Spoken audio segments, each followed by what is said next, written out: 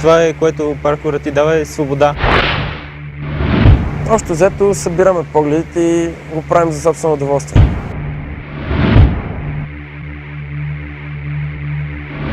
Паркурът за мен е начин на живот, защото той главно се бори със себе си.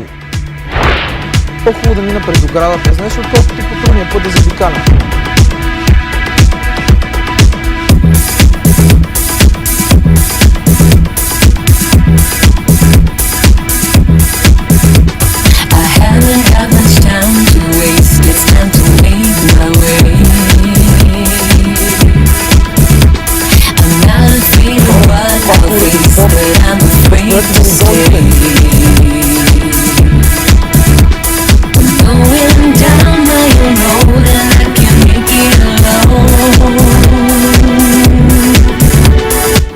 Викат едни хора, тук има едни хора, дето скачат на Мадона в клипа, скачали някакви и това било много модерно. Това сега на техния е модерно, а на мен ми беше преди 30 години модерно. Когато се скочих от балкона в Борово от историята, стъпих си на Сокура, Марио и майка му седяха горе на техния балкон и изобщо не вярвах. Аз стъпих на Сокура, полетях надолу. Това са колко? 2,5 метра, 3. Нещо такова. Нямах изобщо това.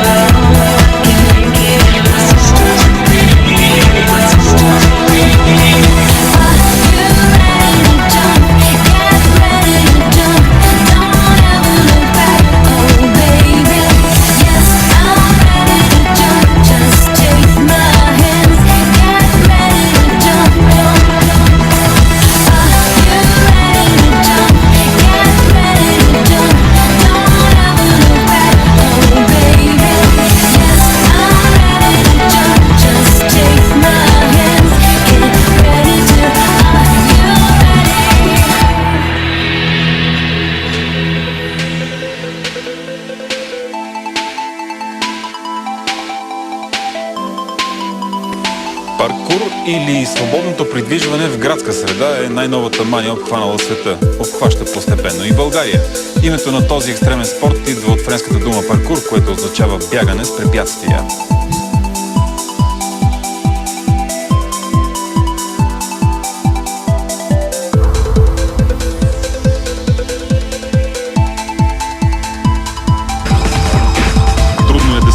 Какво точно е паркур, защото всеки, който го практикува, има собствено мнение по въпроса, но това, което обединява всички, е, че го смятат за изкуство.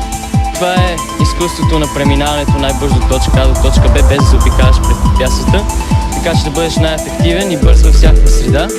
Но най-хубавото в паркур е, че те отдалечава от наркотиците, цигарите и алкохола.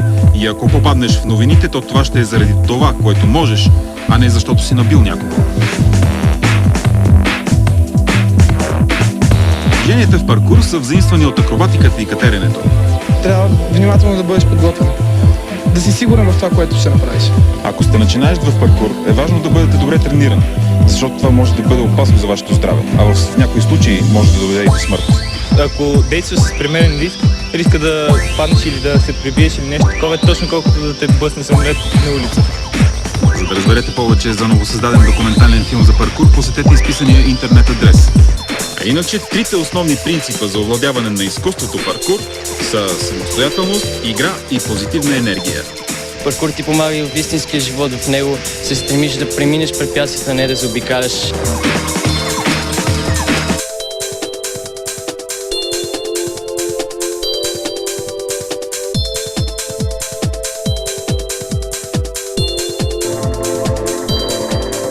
Pour nous, commencer du moins grandir à Lys, c'est une ville, c'est super beau, il y a la nature et tout ça, mais il n'y avait rien à faire.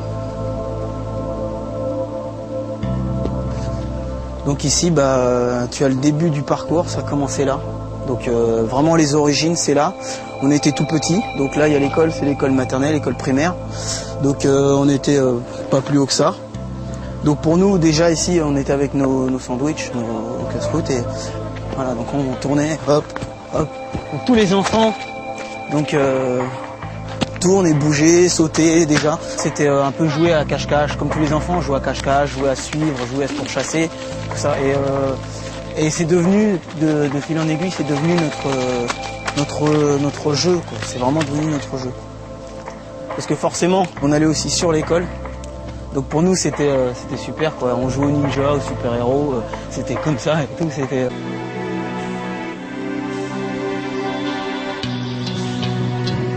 Concernant cette nouvelle discipline sur la ville, tout au début de mon mandat, j'ai été quand même assez surpris et inquiété car la population voyait des jeunes grimper sur les murs tels que des chats et j'étais très inquiet. Un jeune qui grimpe sur un arbre, je ne peux pas l'interdire.